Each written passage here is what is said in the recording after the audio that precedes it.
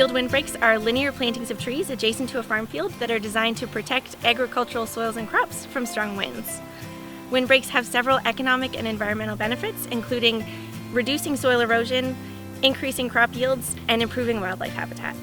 By slowing down wind coming across a field, windbreaks help to reduce moisture loss in plants and soils, binding soil particles together and making the soil more resilient to wind erosion to a distance 10 to 15 times the height of the trees.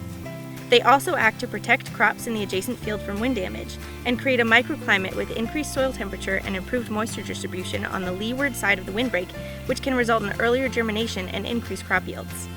Windbreaks can also be an effective way to save on heating and cooling costs in your home or business, and can act as living snow fences to trap snow blowing across your open fields. This helps to decrease snowdrifts on roads and improve crop yields. 40 years ago, my wife and I planted this windbreak. It's spruce and cedar.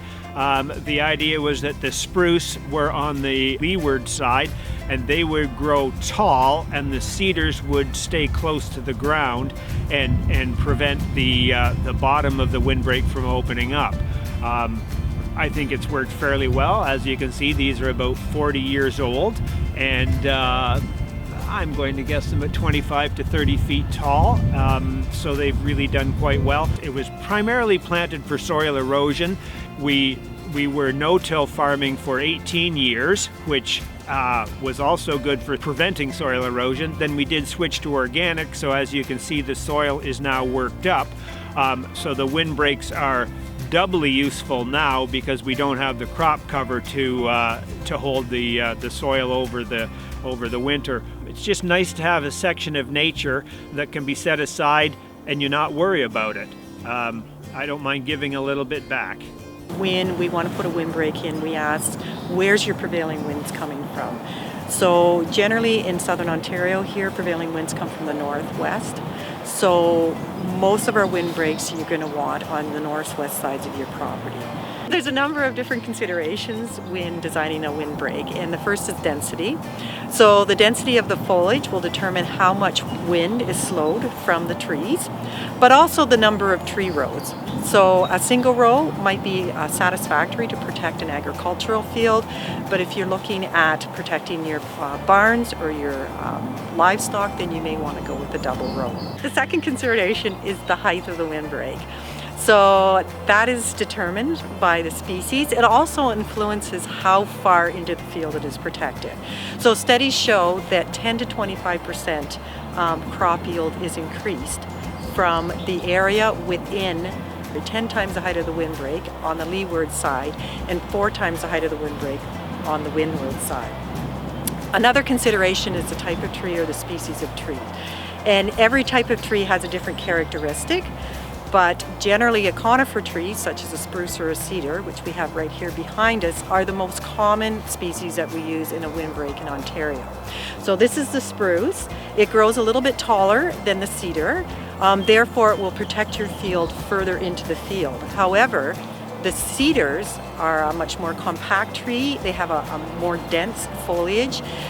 So some farmers want to go with that because it doesn't spread so much into the field. Lastly, you want to look at the spacing, and with seedlings we usually go 6 to 9 feet apart, and this allows the crowns to close and become a nice healthy windbreak. If you're going with a larger stalk than a seedling, then you may want to spread the trees out a little bit more. Another thing that you want to consider after the trees are put in the ground is you want to do some follow-up maintenance.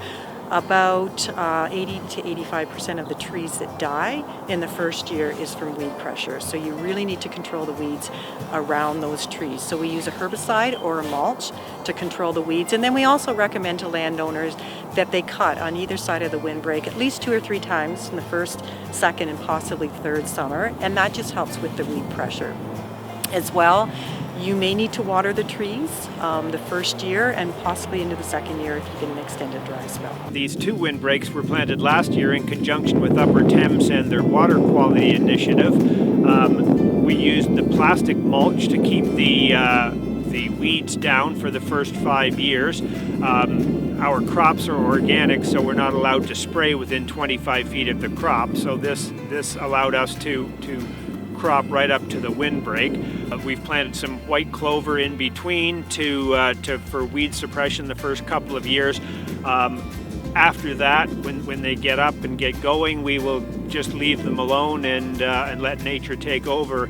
They've done really well. Last year was an incredibly dry summer, and we didn't lose any trees at all. When a landowner contacts Upper Thames for help with the Windbreak project, we will come out for a site visit to your property to devise a plan, order trees, help you through the grant process because many landowners are eligible for grants through various programs, and in the spring help plant the trees. For more information, contact your local conservation authority for technical guidance and to learn more about tree planting programs and grant opportunities in your watershed. Today's the second best day to plant a windbreak. 40 years ago was the best.